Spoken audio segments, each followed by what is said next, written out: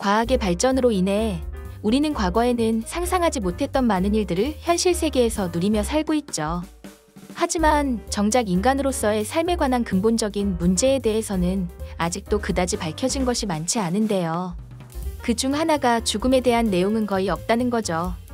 여러분도 한 번쯤 들어보셨을 텐데요.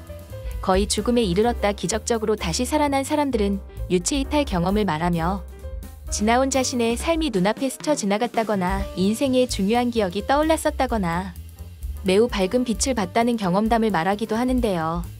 과연 이런 얘기들을 과학적으로 증명하거나 확인해 볼 수 있을까요? 이와 관련해 최근 죽음과 관련한 연구들이 세계 각 대학의 신경학 학자들을 통해 이뤄지고 있는데요. 오늘은 이 죽음과 관련된 이야기를 전해드릴게요. 먼저 신경과학자인 지모 보르지긴 미국 미시간대 의대 분자 통합생리학 교수 연구팀이 내놓은 연구 결과가 눈길을 끄는데요. 뇌사 상태인 환자의 생명 연장을 중단하기 위해 인공호흡 장치를 제거하는 과정에서 인간의 의식적 사고와 관련된 감마파가 300배 이상 증가하는 놀라운 현상을 확인했다는 건데요. 따라서 인간이 죽음의 문턱에서 경험하는 일들은 과학적으로 있을 수 있는 일들로 볼 수 있다는 거예요. 보르지긴 박사는 이런 증거를 확보한 연구 결과를 미국 국립과학원 회보에 발표해 많은 사람들을 놀라게 했는데요.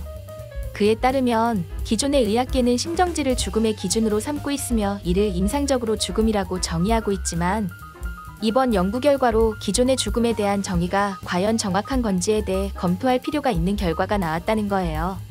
그 내용의 핵심은 바로 산소 공급이 되지 않음에도 순간적으로 폭발적인 뇌파를 발생시키는 현상이 있으며 이는 분명한 사실로 확인돼 지금까지 알려진 심장정지가 죽음이 아닐 수 있다는 거예요. 연구진에 따르면 짧은 시간이긴 하지만 심장박동이 멈춘 후 뇌 기능이 작동하고 있으므로 죽은 몸 안에 갇혀있는 상태라 할 수 있다는 거예요.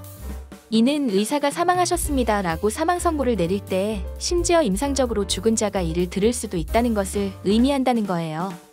10년 넘게 이 분야를 연구해온 보르지긴 박사는 심정지 상태에서 뇌는 바로 정지되는 것이 아니고 오히려 저활동이 아닌 고활동 상태라는 것만큼은 분명하다면서 과학적으로는 심정지 이후 뇌는 반응이 없어 보이며 실제로 뇌가 활동하기 위해서는 엄청난 산소량을 필요로 하기 때문에 심장이 멈춰 혈액 공급이 끊기면 뇌도 아무런 기능을 할 수 없다는 것이 그동안의 기준이었지만 과연 이게 사실일진 알 수 없다는 거예요.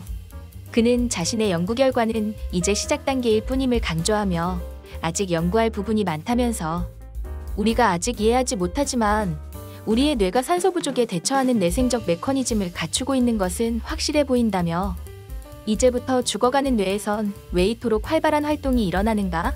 라는 질문에 대한 해답을 찾는 과제가 중요하다고 밝혔습니다.